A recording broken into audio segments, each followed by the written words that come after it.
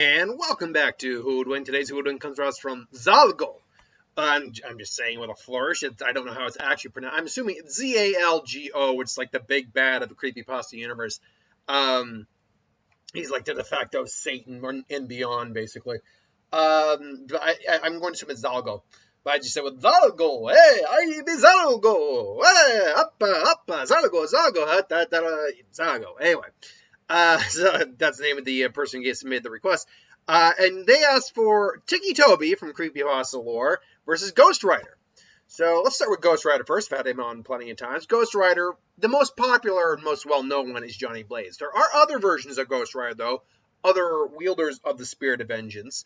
But Johnny Blaze is the most popular one, so we'll go with that one. Johnny Blaze was a stunt. I mean, his backstory was he was a stunt rider for fairs. Him and his father. His father was sick, made a deal with the devil, or a demon, Mephisto. I can't remember who he actually made the deal with. Saved his dad, but then, the catch was he took dad's life, and now he was bound to him being his rider, the Spirit of Vengeance. He eventually got free of that contract and is still Johnny Blaze, the Ghostrider. As the Ghostrider at its peak is a deity level kind of figure and threat level. Even Doctor Strange, who can pop supernovas like Tic Tacs, is scared of Ghostrider's true capabilities. He's got basically it's very odd because the Zarathos was actually an angel turned into a demon. So he's got a demonic / angelic. He's got a supernatural physiology. Normal damage couldn't temporarily put the Ghostrider down, but not do anything long term. Only supernatural damage can really do any sort of long-lasting damage, or cosmic damage, things along those lines, magic. And even then, holy weapons are like a legitimate weakness of the Ghostrider. Now, that being said, anything with an above level of supernatural power compared to the Ghostrider would also work. Thanos with the Infinity Gauntlets, for example, can take down the Ghostrider no problem. Hell, even Thanos without the Infinity Gauntlet can take down the Ghostrider no problem. But it takes really high level deities or level tier characters in the Marvel Universe to really do anything against the Ghostrider. Because otherwise, the Ghostrider just shrugs off normal attacks. Ghostrider is immensely strong, has God knows levels of supernatural capabilities at its peak, as Zarathos can, command hellfire, can eat souls, and obviously the Penance Stare is the Ghostrider's most powerful weapon, able to basically inflict all the pain that individual has ever caused onto someone else. That being said, it does not work on some of those who get off on pain like Thanos does, who have no soul, like Blackheart does. Does not work through masks, surprisingly. So there are ways around the Penance Stare, but generally speaking, the Penance Stare is a kind of hacks technique. Add on the fact that Ghostrider is just physically powerful. The Hellhawk, his Hell Cycle, is able to move, past the speed of light many times over. The Ghostrider is just a infeasibly powerful individual. Ticci Toby from Creepypasta Lore is a serial killer and a protagonist villain of the same story. Toby is usually hyperactive and upbeat. However, he can occasionally be a very sadistic person and will occasionally be uncontrollable due to his borderline disorders. His biography is that Toby is a tragic boy who was born with several mental disorders and constantly bullied until he went insane and killed his father. He is found by Slender Man and serves as one of his proxies. Slender Man ended up inflicting amnesia on him after their meeting, though. Toby Rogers is born with many different mental disorders, making him hard for him to fit in with people. His disorders caused him to be what? I think the person meant to write isolated. Unsuited for the public school surrounding, along with earning him constant bullying, so he switched to homeschooling early. He grew up with little to no friends and lived with his mother, his older sister Lyra, and his father when Toby was 17.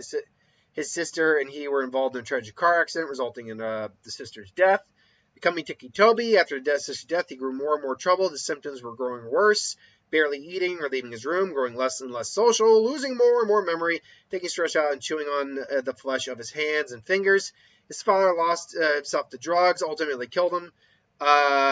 He fled the house, grabbing 2 hatchets of his garage, box of matches and gasoline, and set the neighborhood on fire, attempted to escape the local police.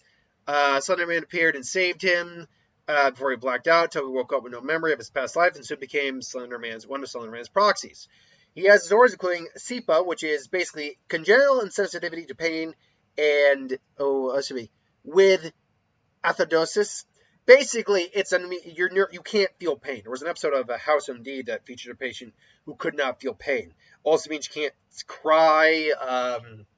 You basically don't know, like, bathroom incidences, all that stuff. It's actually a very debilitating condition. Schizophrenia. I already know what that is. Touretteism. He has tics resulting in cracking his necks and joints. I might theoretically have that from the amount of times I do that. He has PTSD from the car crash. He has amnesia because he met Slenderman. He has ADHD and depression. Victims. He has a lot of victims, including his power set. He's good with his hatchets. He's got above physical strength for someone his size, speed, sense focusing, genetic pain immunity, enhanced stamina, elusive nature, and stealth. Great. So let's be honest. Maybe Ghostrider. Ghostrider versus Slenderman is what I'll probably end up doing at some point. But right now, as a proxy for Slenderman, he can detect evil. He ultimately finds Ticci Tobey. And Toby's maybe like, oh, who are you now? Oh, that's great. I'm just gonna go now, Mr. Flaming Skull Guy. I got things to do, people to kill. And Ghostrider grabs him on the chain, and he's like, you're really making this difficult. Let go now. Let go now. Let go now. Let go now. And, the insanity starts to go. And go, you're not going anywhere. Your soul is stained with the pain of innocence. And, Ghostrider voice. So he, he's like, I don't like you. He's able to get out of the chain, let's say, and he throws the axe and hits Ghostrider right in the head. And Ghostrider just, he kind of goes limp for a second. It's like, and goes for the axe. Ghostrider just burns the axe away. Like, yeah, what the hell?